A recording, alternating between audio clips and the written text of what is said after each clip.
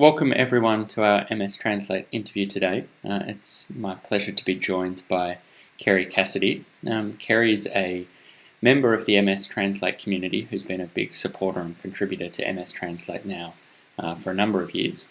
And she's actually turned into an MS Translate correspondent because she's talking to us now live from New York City. So Kerry's there attending the International Society for Neurovascular Disease meeting. And she's been happy enough to join us today to talk a little bit about that meeting. So Kerry, would you mind giving us a little bit of an introduction as to who you are and talking a little bit about what the meeting is in general? Sure. My name is Kerri Cassidy. I am a person with an MS diagnosis, and I also lead a group called CCSVI Australia with a board of other people, mostly with MS. And we found quite a few years ago, around 2009, 2010, that a number of us had vascular abnormalities. And we went off and investigated that for ourselves. And out of that came CCSVI Australia. So I came to the ISNVD this week in that capacity as a patient and as a representative of people with MS to try and hear what's happening in the vascular area of neurological disease, specifically MS, and to somehow communicate that back to people in Australia predominantly, but we also have a following worldwide, as you do, Brett. So glad to be able to share that more widely. The weekend was huge. There was 49 presenters. So you can imagine that I won't be able to give you a summary for all of that. So I'm going to try and do a bit of an overview. They were looking at vascular aspects of neurological disease, not just MS, but Alzheimer's, Parkinson's, Meniere's disease. I think that's how you pronounce it. One of the overriding frustrations that we heard a number of times from the speakers was that the current theories of MS are so tunnel visioned, that MS is purely an autoimmune disease. I think increasingly these researchers are seeing that MS has multiple factors and many unanswered questions, as you know. But certainly over the weekend, we heard that people with MS have a higher incidence of things like cerebral microbleeds and cardiovascular comorbidities, and even that these comorbidities lead to progression, faster progression in MS. And it was interesting, I know Zabadanov said at one stage that it's been said that we may have more cardiovascular disease because of a sedentary lifestyle, but the fact is that they're seeing these abnormalities in people with clinical isolated syndrome. So it's not something that's happening later on in the disease. There were lots of kind of complex discussions about the endothelium, how shear stress is required to keep veins healthy. And if there's this pulsatile flow, it can make the vein wall permeable, perhaps, to cells that shouldn't get in there, say immune cells. Perhaps that's what's causing the damage to the blood-brain barrier. That was a question. Several researchers looked at the latest MR technology, which was just amazing. They can now image the micro vessels in the brain, whether it's arterial or whether it's venous. And they're measuring the density and the flow, and they want to start looking at actually the vein walls, what they look like in people with MS, and healthy controls as well. There was one incredible image that I want to share, and that was they showed a brain with amazing clarity, and they showed the oxygen level or the hyperperfusion of the brain, and where there were lower levels of oxygen in relation to MS lesions, and the association was there and it was visible. So that was an interesting thing to see. I know Mark Hakey's group are developing this ongoing, this kind of imaging, which is amazing. The other thing I want to probably mention is, I've got some points written down, There were some researchers who were actually doing CCSVI procedures, mainly angioplasty. Just one, Petrov in Bulgaria, he's seen over 1,300 people with MS now, and he's seeing that when he actually treats the vein, that about 62% of people have functional improvements. So that was something worth mentioning. There was also complex presentations on cerebral spinal fluid, how it moves through the brain, what happens when jugular flow is obstructed, how the venous pressures rise. There's mathematical models for all the fluid flows of the brain. So I could go on, but I might just stop that there. Yeah, and it sounds like there was a real good breadth of research under the title of neurovascular disease. And I think what you said at the start in terms of how we can sometimes become pigeonholed in our thinking about these things can get challenged. And I think one of the perfect examples of that was research that came out last year by Professor Jonathan Kipnis, who found that there is actually a lymphatic system in the brain which went against hundreds of years of what we'd assumed and what was being told to us as university undergraduates in textbooks, that this didn't exist at all. So I think that often we can do this research and it just completely changes our entire perspective. And so I think Dr. Kipnis talked at the conference as well. Did he give an update on his research? Yeah. Jonathan Kipnis was the keynote speaker on the Saturday night. And again, the first thing he said, and I've written it down because I want to get this right. He said, the belief that there should not be any immune cells present in the brain is bad and it needs to change. And he actually went back to research from 1966 and 1979 that discussed the presence of lymphatic cells in the brain. But his study was interesting because it's really the first time where it's actually been imaged. So he actually injected 2 different coloured dyes, one into the lymph, one into the blood vessels. And he was actually able to show that they flowed completely separately. And that was actually in mice. So I guess the theory is that we can see this in the human brain. He gave a really great analogy, and I want to share it for people who maybe don't understand how it works and they're scratching their head. He talked about how, in terms of the brain and how it cleanses itself, the arteries are kind of like water pipes coming into the brain, and the veins are like sewage taking the manky blood out. And then the lymph is actually what goes into the tissues and drains like the impurities out into the lymph nodes. And the cerebrospinal fluid is constantly cleansing and constantly being replaced. Now, he said any disruption to this process, which is also called the lymphatics system, any disruption is bad news for the brain. So to be looking at this in its entirety and looking at it in relation to neurological disease is actually very exciting, because it's the first time they've actually been able to show this is what it looks like. Probably what I'd end with, what he ended with, is that he's now going on to look at MS specifically. And he said MS is actually a condition that's very close to his heart.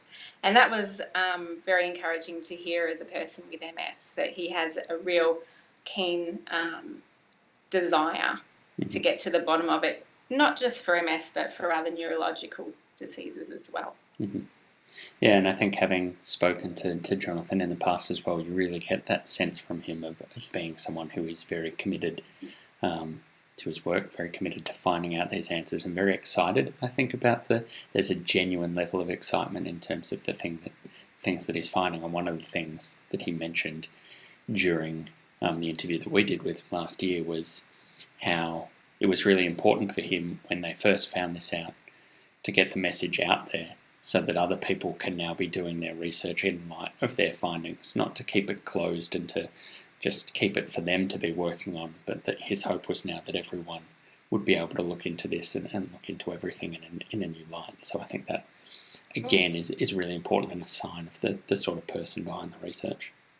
Yeah, a classic example, and I can't remember the name of the Italian young man. He won an award for his presentation this week. He was actually creating mathematical models of the lymphatic flow, which completely blows my mind. Yeah. I'm sure that would have gone well over my head if I'd been sitting there listening to that. Maths was never my strong suit. And so I think the CCSVI trials that are ongoing at the Alfred, there was an update on those presented at the meeting as well? Yeah, Helen Cavnudius was presenting, which is really wonderful because this is the first time, I guess, we've had Australia at this meeting for the 5 or 6 years it's been going.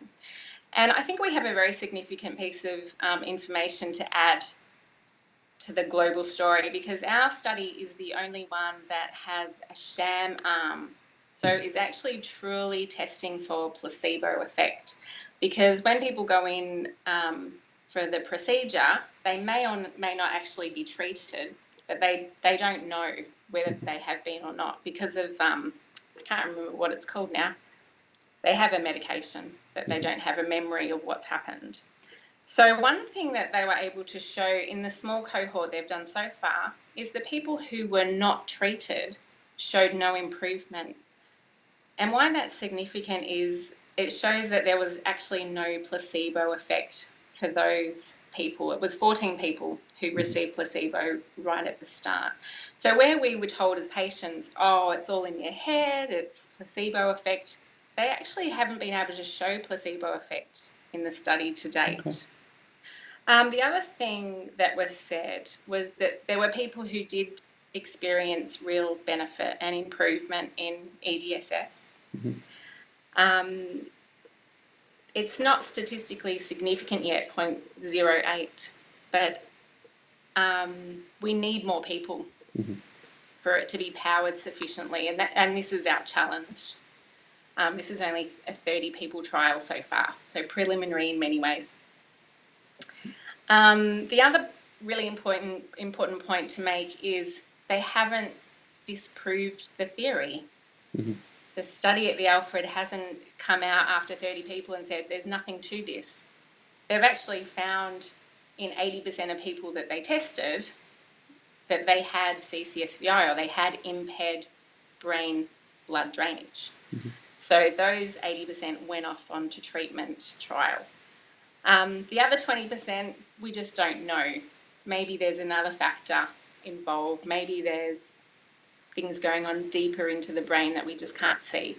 We're just so at early stages. Yeah, that's probably it there. Okay, and so the future of that trial is that's continuing on. Where's that at the moment?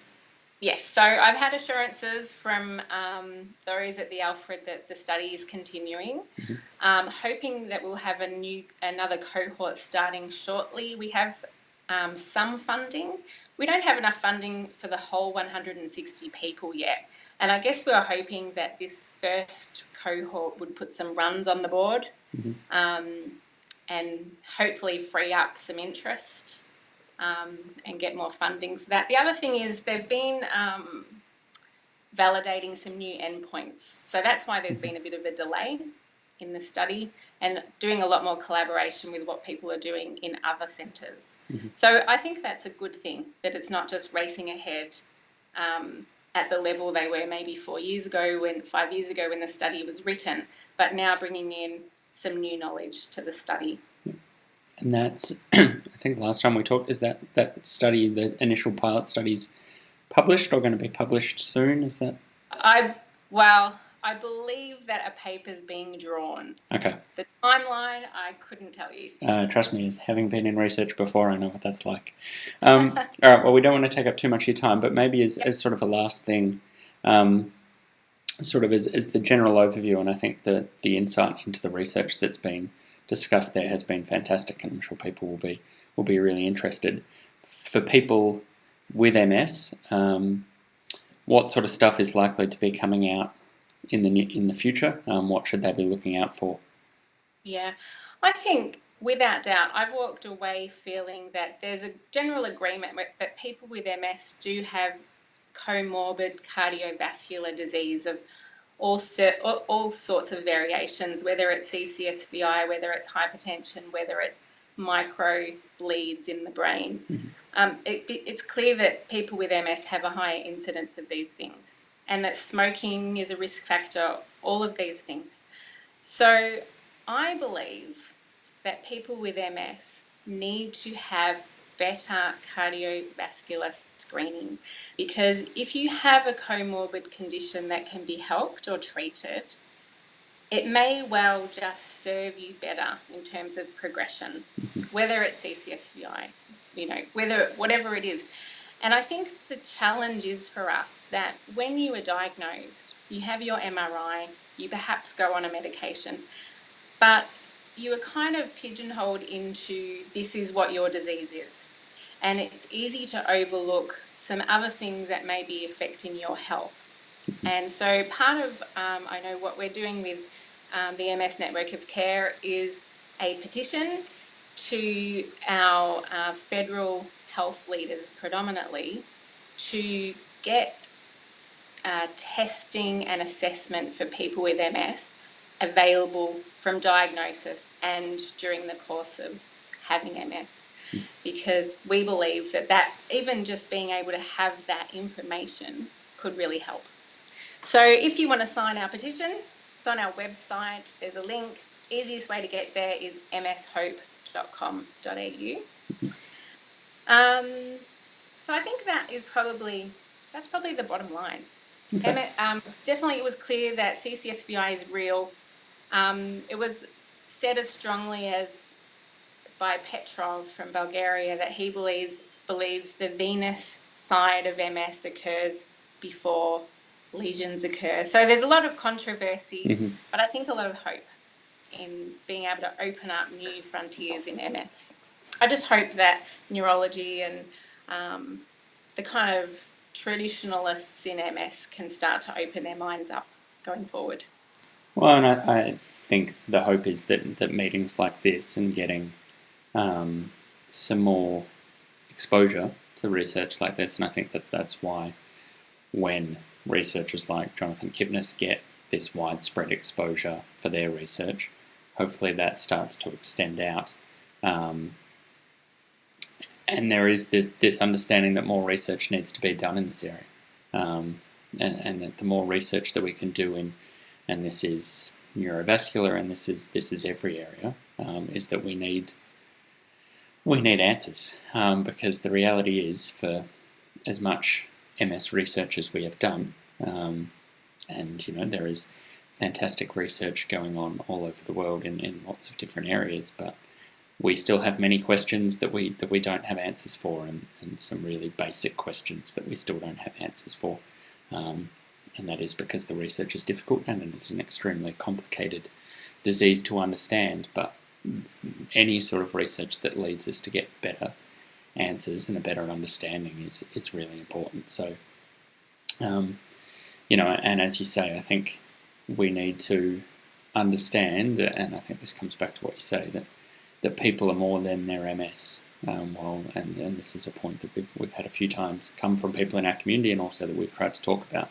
And so, looking after people with MS as a person as a whole, and thinking about all of these other things that might be going on aside for their MS, whether this is cardiovascular comorbidities or mental health issues, which we're now sort of shining a light on, that seem to become more and more common in people with MS, is really important. So we thank you again for your time. It's been a pleasure to talk. Enjoy the rest of your time in New York, and I'm sure good luck with everything. Good luck with the trial at the Alfred, and I'm sure we'll continue to provide coverage of that as more news comes to hand. And we'll talk soon. Thanks, Brett. Thanks, Kerri. Bye.